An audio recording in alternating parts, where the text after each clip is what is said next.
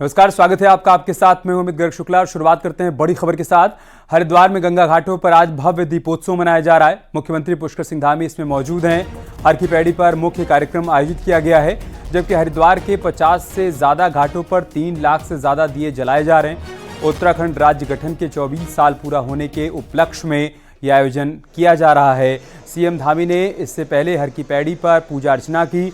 बड़ी संख्या में अन्य लोग भी मौजूद रहे। सीएम धामी ने गंगा का दुग्धाभिषेक किया। इसके बाद ड्रोन शो का भी आयोजन किया गया, जिसमें हर की पैड़ी पर ड्रोन के जरिए हवा में लाइट्स के साथ अलग अलग तरह की आकृतियां बनाई गई। इसके बाद सीएम धामी ने दीप जलाने की शुरुआत की और 3 लाख से ज्यादा दीप गंगा घाटों पर जलाए गए। 3 तस्वीरों के जरिए आज के आयोजन की हर एक झलक हम आपके साथ साझा कर रहे हैं। हर की पैड़ी पर आज भव्य गंगा आरती हुई है, जिससे मुख्यमंत्री पुष्कर सिंह धामी शामिल हुए हैं। लोगों ने दीपदान किया है। साथ ही साथ मुख्यमंत्री पुष्कर सिंह धामी ने दुग्धाभिषेक किया मां गंगा का, और उसके बाद ड्रोन शो का भी आयोजन किया गया है। हर की पैड़ी के सभी घाटों पर लाखों दिए जलाए गए हैं। राज्य स्थापना दिवस के रूप में भी आज इस भव्य कार्यक्रम का आयोजन किया गया है। 24 बरस हो गए हैं राज्य के गठन को। ऐसे में उत्तराखंड की विकास यात्रा को भी ड्रोन के जरिए दर्शाया जा रहा है। तो ये तस्वीर जो आप देख पा रहे हैं, आसमान में ड्रोन के जरिए उत्तराखंड के मुख्यमंत्री पुष्कर सिंह धामी की आकृति उकेरी गई है। 4 तस्वीरें इस वक्त आप देख पा रहे हैं। हरिद्वार की हर की पैड़ी पर दिव्यता और भव्यता की हर एक झलक हम आपके साथ साझा कर रहे हैं। पहली तस्वीर ड्रोन के जरिए मुख्यमंत्री की आकृति आसमान में उकेरी गई। दूसरी तस्वीर में मां गंगा की दिव्य और भव्य आरती आप देख सकते हैं, जिसको देखने के लिए देश के कोने कोने से तमाम भक्त यहां पर हर शाम पहुंचते हैं। लेकिन आज की शाम बहुत खास है, क्योंकि खुद मुख्यमंत्री यहां पर मौजूद थे। उन्होंने मां गंगा की पूजा अर्चना की, आरती उतारी, दुग्धाभिषेक किया। और जो आप चौथी तस्वीर देख पा रहे हैं, आप देखिए भव्य लाइट शो भी यहां पर चल रहा है। हर तरफ रंग बिरंगी रोशनी देखने को मिल रही है। यह अद्भुत छटा हरिद्वार के हर की पैड़ी से। दीपोत्सव के रूप में एक संकल्प लेते हैं कि इन 25 सालों में हमारा राज्य हिंदुस्तान का श्रेष्ठ राज्य बनेगा। और हमारे प्रधानमंत्री जी ने भी अभी 2 दिन पहले राज्य स्थापना दिवस के अवसर पर हम सब उत्तराखंड वासियों के लिए एक संदेश भी दिया है। अपेक्षा भी की है कि हम सब मिलकर राज्य को आगे बढ़ाने में अपना योगदान दें। उत्तराखंड में विकास का महायज्ञ चल रहा है। इस महायज्ञ में हर एक उत्तराखंड वासी को अपनी सहभागिता करनी है, अपनी भूमिका अदा करनी है। और मां गंगा के तट से आज हम संकल्प लेते हैं कि 1 दशक 10 साल आने वाले ये हमारे उत्तराखंड के होंगे। इन 10 सालों में उत्तराखंड हर दृष्टि से शिखर पर होगा। हरिद्वार में सीएम पुष्कर सिंह धामी ने इंटरनेशनल क्रिकेट स्टेडियम का उद्घाटन भी किया। रुड़की विकास प्राधिकरण ने 9 करोड़ की लागत से स्टेडियम तैयार किया है। इस दौरान सीएम पुष्कर सिंह धामी ने शानदार बल्लेबाजी की। पन्नालाल भल्ला क्रिकेट स्टेडियम के उद्घाटन के दौरान सीएम धामी ने बैटिंग की और चौके छक्के भी लगाए। सीएम धामी ने शानदार बैटिंग की और विधायक आदेश चौहान की बॉल पर चौके छक्के जड़े। मुख्यमंत्री की बैटिंग के दौरान पूरा स्टेडियम तालियों से गूंज उठा। स्टेडियम में सभी आधुनिक तकनीक का इस्तेमाल किया गया है और यहां डे नाइट क्रिकेट मैच भी कराए जा पाएंगे।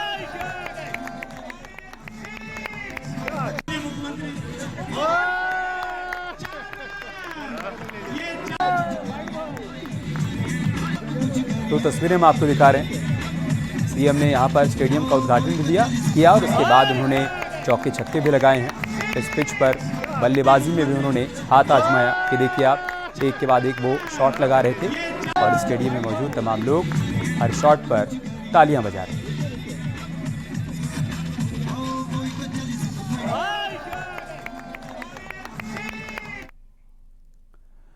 पौड़ी गढ़वाल से बीजेपी के सांसद अनिल बलूनी के दिल्ली आवास पर आज इगास पर कार्यक्रम हो रहा है। प्रधानमंत्री मोदी भी इसमें शामिल हो सकते हैं और इसके साथ ही बीजेपी के कई सीनियर नेता भी इस कार्यक्रम में शामिल हो रहे हैं।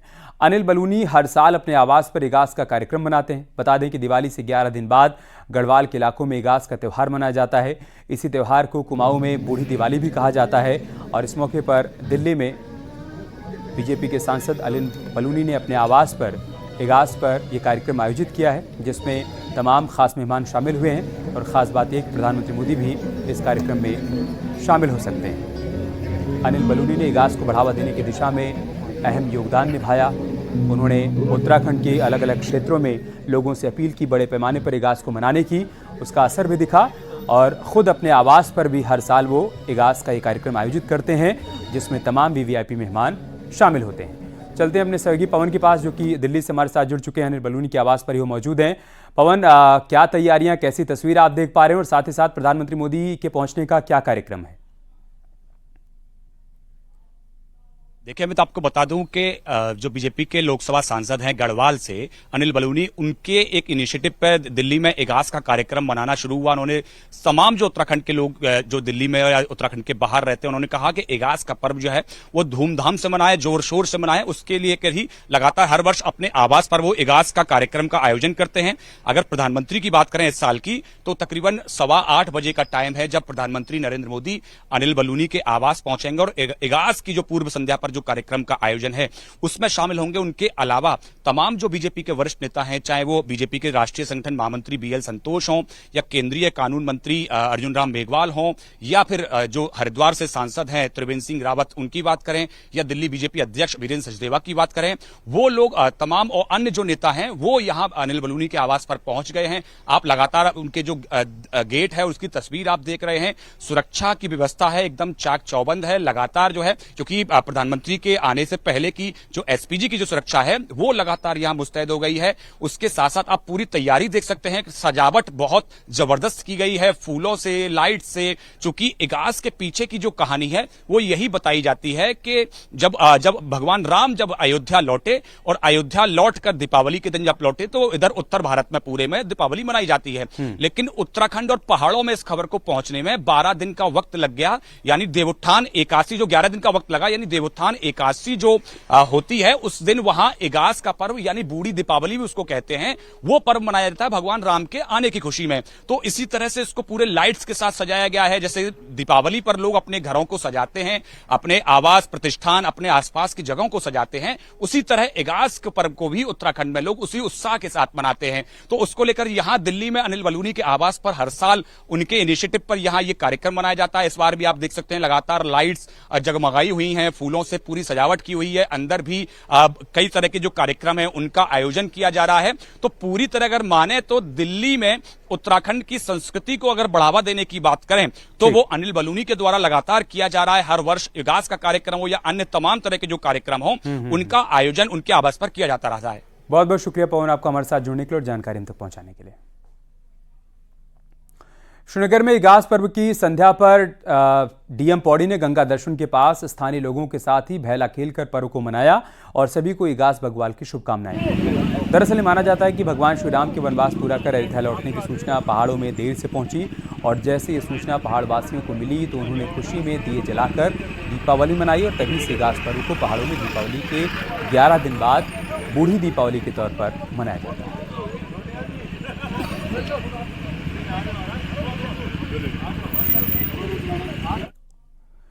रुद्रप्रयाग की केदारनाथ सीट पर 20 नवंबर को उपचुनाव की वोटिंग होनी है और इससे पहले आज से मतदान प्रक्रिया शुरू हो गई है।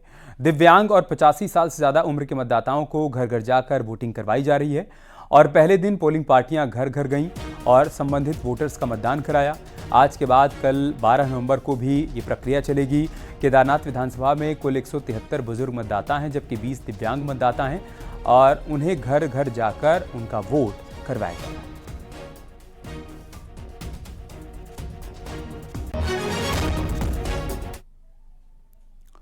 उपचुनाव से पहले केदारनाथ विधानसभा सीट पर बहुत कुछ चल रहा है। जिस विधायक शोला रानी के निधन से सीट खाली हुई, वोटिंग से 10 दिन पहले उनकी बेटी के घर बीजेपी उम्मीदवार पहुंच गई और वो भी कांग्रेस नेताओं के पहुंचने की ठीक बाद। आखिर चल क्या रहा है, एक रिपोर्ट के जरिए आपको दिखाते हैं।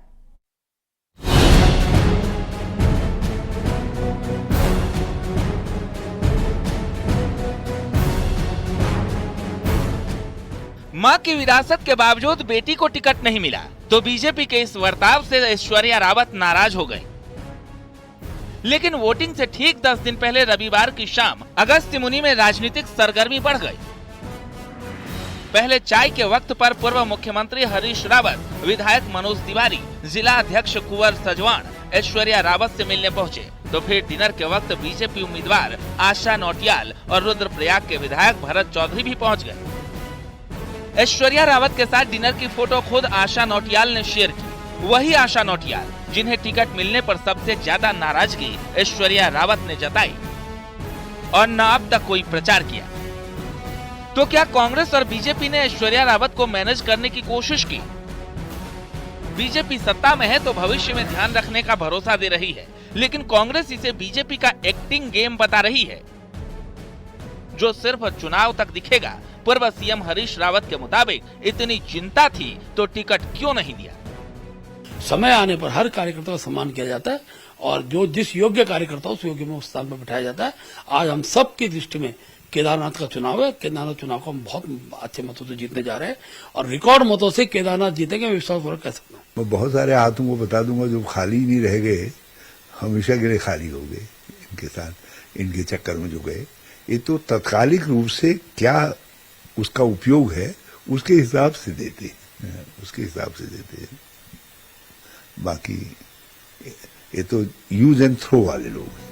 ऐश्वर्या रावत के साथ सिर्फ विधायक रही मां को लेकर संवेदनाओं का ही मामला नहीं है, सवाल जातिगत समीकरण का भी है। बीजेपी ने ब्राह्मण आशा नौटियाल को उम्मीदवार बनाया है तो कांग्रेस के उम्मीदवार मनोज रावत ठाकुर है। ऐसे में जाति पर अगर वोट बटा तो बीजेपी के लिए मुश्किल हो सकती है। इसलिए आशा नौटियाल का ऐश्वर्या रावत के घर डिनर पर जाना ये संदेश देने की कोशिश भी है। और ठाकुर चेहरे भी साथ हैं तो हरीश रावत ने ऐश्वर्या रावत के साथ दिखने का अपना मैसेज है। दीपांकर भट्ट, न्यूज 18, देहरादून।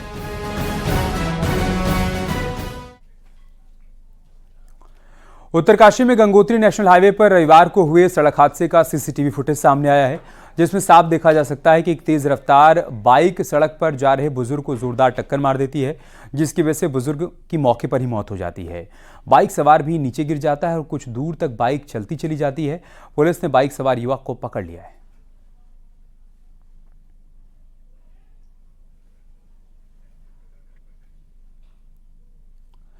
चमोली से खबर है, जहां पर हेलंग मारवाड़ी बाईपास पर काम कर रही पोकलैन मशीन के ऊपर पहाड़ टूटकर गिर गया और हादसे में मशीन ऑपरेटर की दबने से मौत हो गई। लोगों ने बड़ी मुश्किल से मशीन में फंसे ऑपरेटर के शव को बाहर निकाला।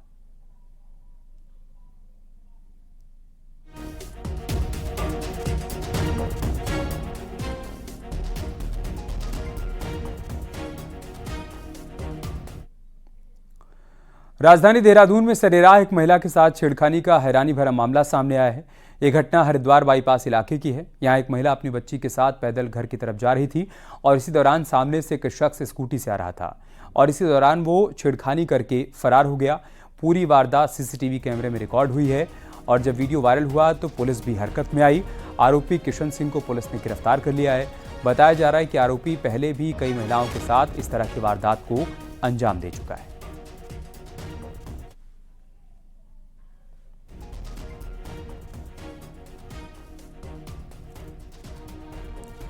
प्रदेश में होने वाली पुलिस भर्ती में उम्र सीमा बढ़ाने की मांग को फाइनली मान लिया गया है।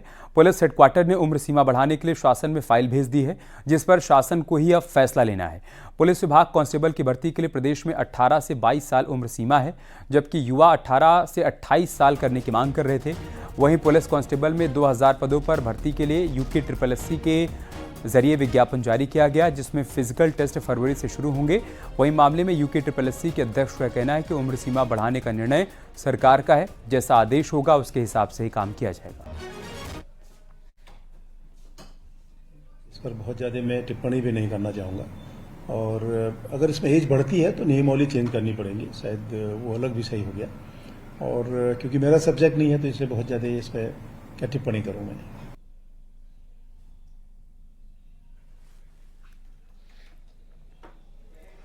पक्की सरकारी नौकरी दिलाने के लिए उपनल के कर्मचारियों ने देहरादून में प्रदर्शन किया और मांग नहीं मानने पर कर्मचारियों ने अनिश्चितकालीन धरने की बात कही है। प्रदर्शन का असर सिस्टम पर भी दिखा तो आउटसोर्स कर्मचारियों को पक्की नौकरी देने पर सियासत भी जारी है। चाहे वो किसी भी बहस दिखाकर काम कराया जाए, आपको नौकरियों से निकाल दिया जाएगा।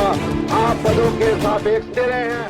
सोमवार सुबह दून हॉस्पिटल में व्यवस्था बिगड़ गई जब उपनल के काम करने वाले आउटसोर्स कर्मचारी प्रदर्शन में चले गए। उत्तराखंड में 22,000 उपनल कर्मचारी अलग अलग विभागों में काम करते हैं, तो जाहिर है ऐसे ही काम पर असर दूसरे विभागों में भी पड़ा होगा। उत्तराखंड पूर्व सैनिक कल्याण निगम के जरिए ये कर्मचारी हैं तो कॉन्ट्रैक्ट कर्मचारी, लेकिन कोर्ट की तरफ से रेगुलर करने की बात कहे जाने के बाद मामला गरमाया हुआ है। सोमवार को उपनल के कर्मचारियों ने सचिवालय कूच किया और अपनी मांग दोहराई, जब तक पक्की नौकरी नहीं तब तक काम नहीं होगा। देखिए, हमारे 22,000 कर्मचारी हैं और अभी लोग जिलों से आ ही रहे हैं, दूर दराज के जिलों से आ रहे हैं। अभी और भी लोग आएंगे और नहीं होगा, हमारी कोई मांगे नहीं सुनी जाएगी, हमारी कोई वार्ता नहीं होगी तो हम आज शाम से अनिश्चितकालीन धरने पे चले जाएंगे। आदेश हाईकोर्ट का है तो सुप्रीम कोर्ट से भी झटका लग चुका है। ऐसे में सरकार के सामने समस्या बड़ी है। एक तरफ 22,000 कर्मचारियों के हाथ से चल रहा सिस्टम है, तो दूसरी तरफ पक्की नौकरी देने के लिए हाई प्रेशर के साथ पैसे आरक्षण का मामला भी है। बीजेपी इस हालात में कर्मचारियों को रास्ता निकालने का भरोसा दे रही है, तो कांग्रेस कर्मचारियों के साथ सड़क पर उतरने की बात कर रही है। हम हाई कोर्ट के ऑर्डर का सम्मान करते हैं और जो ऑर्डर आएगा उसका अध्ययन करते हुए भारतीय जनता पार्टी और हमारी सरकार निर्णय लेगी। और मुझे लगता है कि उपनल वालों को चिंता करने की आवश्यकता नहीं है और जो भी तथ्यों के आधार पे और अध्ययन के आधार पे जो हो सकता है वो सरकार करेगी। मैं यदि वो धरने पर जाएंगे तो हरीश रावत जी उनके साथ जितना संभव होगा मैं धरने पर बैठूं। राज्य शोषक नहीं दिखाई देना चाहिए। हम अपने ही बेटियों का शोषण कर रहे हैं। अरे कोई रास्ता निकालो। उपनल कर्मचारियों का मुद्दा सुप्रीम कोर्ट से वापस आ चुका है। ऐसे में अब बात आमने सामने पर आ टिकी है। एक तरफ सरकार है जिसे फैसला लेना है, तो दूसरी तरफ 22,000 आउटसोर्स कर्मचारी जो पक्की नौकरी न मिलने तक काम करने को तैयार नहीं है। दीपांकर भट्ट, न्यूज़ 18, देहरादून। अल्मोड़ा के एसएसजे यूनिवर्सिटी में छात्र संघ चुनाव को लेकर आंदोलन जारी है। छात्रों ने कुल सचिव का घेराव किया। छात्रों की मांग है कि जल्द ही छात्र संघ चुनाव करवाए जाएं। दरअसल कोर्ट ने छात्र संघ चुनाव पर रोक लगाई है, जिसके बाद से छात्र नेता चुनाव की मांग को लेकर लगातार प्रदर्शन कर रहे हैं।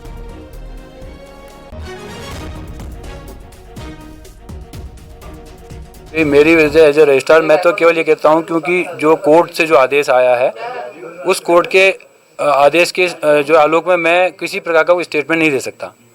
और जो भी इसमें आगे कार्रवाई होगी तो या तो वो माननीय न्यायालय या शासन के से जो भी आएगा हम उसको उस तरीके से हम उसको पूर्ण रूप से क्रियान्वित करेंगे। पर इसमें विश्वविद्यालय प्रशासन जिम्मेदार है, सतपाल सिंह बिष्ट जी जिम्मेदार है और देवेंद्र सिंह बिष्ट जी जिम्मेदार है। ये लोग केवल और केवल एक आदमी की चाटुकारिता के लिए इतना झुक चुके हैं कि ये चाहते हैं कि पूरे तंत्र को खत्म कर दिया जाए, पूरे विश्वविद्यालय प्रशासन की सारी चीजों को खत्म कर दिया जाए। आगे पूरा विरोध रहेगा, इसमें हम इन्हें जाने नहीं देंगे यहाँ से किसी भी तरीके पे, क्योंकि ये लोग वो लोग हैं जो लोग 11 बजे कॉलेज आते हैं और 2 बजे कॉलेज से चले जाते हैं। और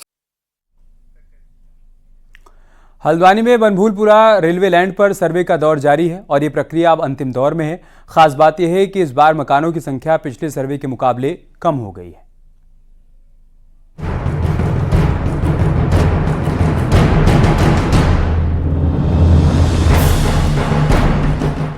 रेलवे और राजस्व की टीम इन दिनों हल्द्वानी रेलवे स्टेशन से सटे इस बनभूलपुरा इलाके की गलियों में फीता लेकर घूम रही है और ये काम अब अपने लास्ट स्टेज में है।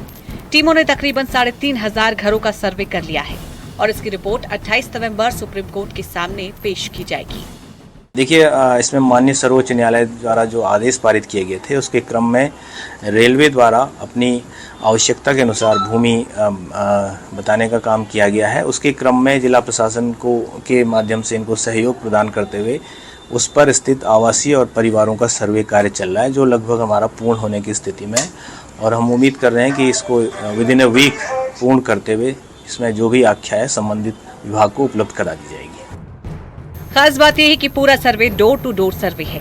घरों की संख्या के साथ ही इनमें रहने वाले लोगों की संख्या, किराएदारों की संख्या, दुकानें, सब कुछ सरकारी आंकड़ों में रिकॉर्ड हो रही है और इसी आंकड़े के आधार पर अतिक्रमणकारियों के भविष्य का फैसला सुप्रीम कोर्ट करेगा। हल्द्वानी से न्यूज़ 18 के लिए शैलेंद्र नेगी की रिपोर्ट।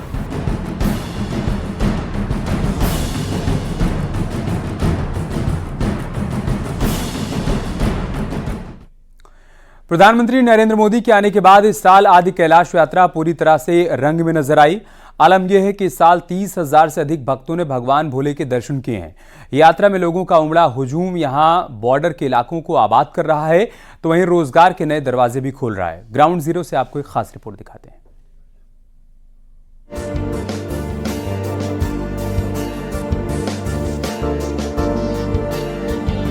एक दौर था जब गुंजी से आदि कैलाश जाना किसी चुनौती से कम नहीं था, लेकिन अब हालात पूरी तरह बदल गए हैं।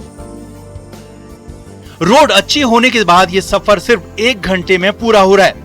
आदि कैलाश पहुंचकर श्रद्धालुओं को जो शांति मिलती है उसे शब्दों में बयां करना तो आसान नहीं है, लेकिन रोड के सफर का भी यात्री जमकर मजा ले रहे हैं। कुटी यांगती नदी के किनारे होने वाला ये सफर हर किसी को लुभा रहा है। प्रकृति के नजारों के बीच आदि कैलाश पहुंचना कुछ ऐसा महसूस करा रहा है जैसे स्वर्ग का सारा सौंदर्य यहीं सिमटा हो। यहाँ पर को ऐसा लगता है कि प्रकृति ने यहाँ पर को पूरी मनुष्यता को पूरा संभाला हुआ है। यहाँ पर को मनुष्य ने कुछ नहीं किया हुआ है, जो कुछ भी किया हुआ है प्रकृति ने किया है, और जिसको देखकर मैं यात्री के रूप में, एक शिव भक्त के रूप में अभिभूत हूँ। इस साल आदि कैलाश यात्रा में देश भर के हजारों यात्रियों ने शिरकत की है। करीब 19,000 फीट में मौजूद आदि कैलाश जहां तिब्बत में मौजूद कैलाश पर्वत का प्रतीक है, तो वहीं पार्वती ताल को मानसरोवर झील के रूप में देखा जाता है। आदि कैलाश यात्रा को लेकर लोगों का बढ़ता क्रेज बॉर्डर के इलाकों को 4 चांद भी लगा रहा है। लगातार परवान चढ़ रही यात्रा सीजन में हजारों लोगों को रोजगार भी दे रही है। आलम यह है कि धारचूला से लेकर अंतिम गांव कुटी तक हर किसी को कुछ न कुछ फायदा जरूर हो रहा है। टूरिज्म बढ़ रहा है और बहुत बढ़ रहा है, और आने वाले समय में हम देख रहे हैं कि असीम इसमें संभावनाएं भी है लोगों को स्वरोजगार की दिशा में। मुझे विश्वास है कि अगले कुछ दिनों में जैसे लोग भगवान केदारनाथ जी के दर्शन करते हैं, वो सोचेंगे कि भगवान केदारनाथ जी के दर्शन के बाद हमको निश्चित रूप से आदि कैलाश का भी दर्शन करना चाहिए। आदि कैलाश कुमाऊं में धार्मिक पर्यटन का सबसे बड़ा केंद्र बन रहा है। कैलाश मानसरोवर यात्रा बंद होने के बाद शिव भक्तों का यहाँ उमड़ा सैलाब इस बात की तस्दीक भी कर रहा है। ऐसे में तय है कि आने वाले सालों में यहाँ की रौनक और ज्यादा बढ़ेगी। नरेंद्र मोदी आदि कैलाश में आए थे, उसके बाद इस इलाके में चहल पहल खासी बढ़ गई है, जिस कारण ये इलाका देश ही नहीं विदेशों तक मशहूर हुआ है। इसके अलावा यहाँ पर धार्मिक पर्यटन की गतिविधियाँ बढ़ी हैं, जिससे बॉर्डर के इस इलाके में लोगों के रोजगार के अवसर भी बढ़े हुए हैं। एक तरीके से ये कह सकते हैं कि कैलाश मानसरोवर यात्रा बंद होने के बाद उसके विकल्प के रूप में आदि कैलाश यात्रा अपनी जगह बनाने जा रही है। विजयवर्धन उप्रेती, न्यूज़ 18, आदि कैलाश, पिथौरागढ़।